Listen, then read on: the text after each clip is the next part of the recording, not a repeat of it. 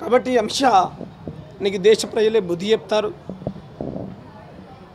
నేను పర్సనల్గా చాలా, ఎందుకంటే మేము అక్కడి నుంచి వచ్చాము కాబట్టి పోలీసు వాళ్ళని చంపారని ఎటువంటి ఆరోపణలు ఏదైతే చేస్తారో మేము దాన్ని కూడా సమర్థించాం.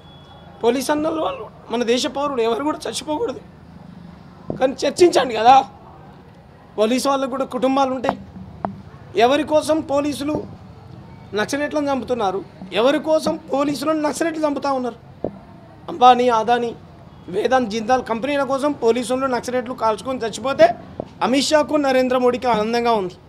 మీరు అనుకున్నది ఏదైతే ఉందో సాధించారు కదా, దాంట్లో భాగంగా మైనింగ్ స్టార్ట్ చేశారు. వాట్ ఎవర్ ఇట్, ఏదైనా ప్రజాస్వామ్య పద్ధతిలో ఈ దేశంలో ప్రజలు మీకు బుద్ధి చెప్తారు. దళితులు మాట్లాడొద్దు, ఆదివాసులు మాట్లాడొద్దు, గిరిజనులు మాట్లాడొద్దు, బీసీలు మాట్లాడొద్దు, ఎవ్వరు మాట్లాడొద్దు. ఒకటే మతం ఉండాలి, ఒకటే దేశం ఉండాలి, అన్నీ ఒకటే ఉండాలి. ఒకటే కులం ఉండకూడదు, ఆదివాసుల భాష ఉండకూడదు, ఆదివాసుల హక్కులు అడగకూడదు.